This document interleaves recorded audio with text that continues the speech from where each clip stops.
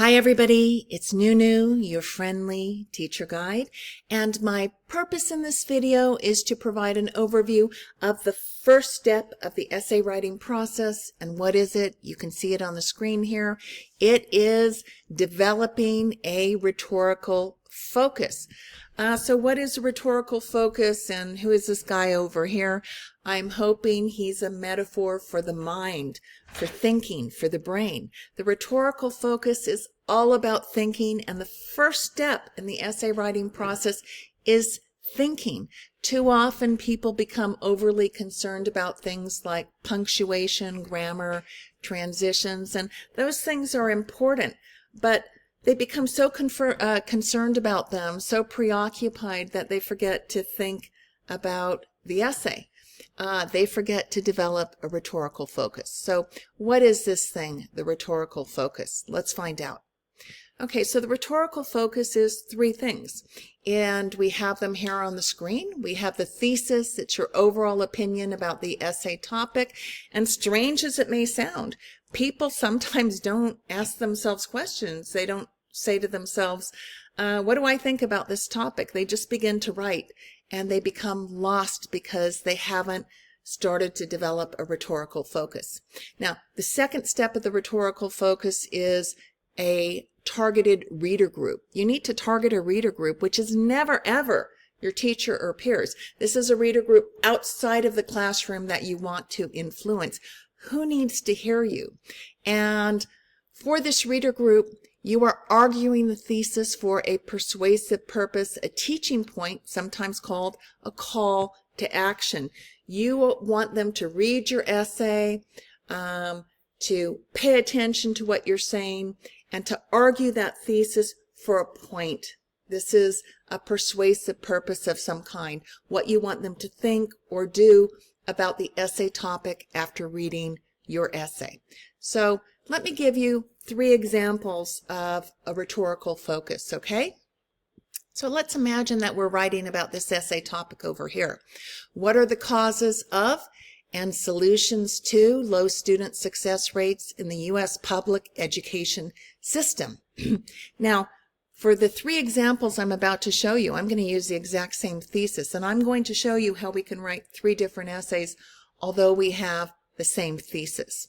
Now, what I do want to say is that if you do not have a rhetorical focus and you have a whole classroom full of student writers with the same thesis, you're going to have a whole classroom of essays that are pretty much the same. The rhetorical focus is what makes your essay unique. So let's look at our thesis for this topic. Okay, let me find my cursor here on the screen. Our thesis would be systemic racism and poverty are the primary causes of low student success rates in the U.S. public education system. Schools in lower income areas are not funded as well as schools in upper income areas. Who do we want to speak to? Who do we want to address in this essay? We're going to go for the parents in lower income areas. We want to address them. And our persuasive purpose, our teaching point, our call to action for them is to convince parents in lower income areas to be activists in their children's education, to be aware of what skills their children need to learn to succeed at the college level, and to make sure that their children acquire these skills. Now, if I have such a rhetorical focus, I have the first step of the essay writing process down. I'm ready to begin the essay. I've really thought about this topic. I've come up with a thesis. I have a reader group. I'm targeting for a point, a persuasive purpose that I have for them, something I want them to think and to do after reading this essay. Okay, let's look at a second rhetorical focus. Okay, again, we have the same thesis. Systemic racism and poverty are the primary causes of low student success rates in the U.S. public education system. Schools in lower income areas are not funded as well as schools in upper income areas. Who is my targeted reader group? This time it's politicians and voters. And what is my persuasive purpose, my teaching point, my call to action?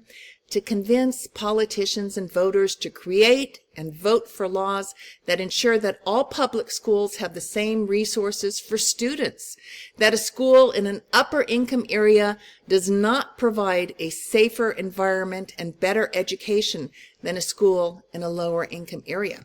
Can you see how this essay is completely different from my previous essay, that rhetorical focus I developed? Let's look at a third example. Okay, again, we have the same thesis. I'm going to remind you of it. Systemic racism and poverty are the primary causes of low student success rates in the U.S. public education system. Schools in lower income areas are not funded as well as schools in upper income areas. Who is my targeted reader group this time? It is students in lower income areas. And my persuasive purpose, my teaching point, my call to action is to convince these students that education is their ticket out of poverty so that they develop a growth mindset. They regard failure as an opportunity for learning and keep working hard until they have mastered the advanced mathematics and writing skills that they need to succeed at the college level, to earn a degree, and to succeed in U.S. society. Okay, so how do you develop a rhetorical focus? How do you come up with this? Well, you got to think, and thinking is a process. It's steps that you take. A rhetorical focus sometimes does, well, actually often, it's not fully born. You have to really work at it. So here are 3 things that you can do. You can brainstorm with peers about the essay topic. You can engage in a focused free writing in which you just write down everything you can think about the topic. And most importantly, research articles in OneSearch, which is a library database, and Google AI, Google Artificial Intelligence. Find out about the topic so you know what you think about the topic. Become informed and really think, what is it that I want to argue? What is my thesis? Who do I want to argue this thesis to? Who is my targeted reader group? And what do I want my targeted reader group to do or to think after reading my essay?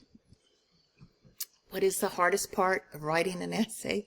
It's thinking. It's completing that first step in the essay writing process, which is developing a rhetorical focus. All right, who am I? I'm Nunu. I'm your friendly teacher guide, and I hope that this video about the rhetorical focus was helpful to you.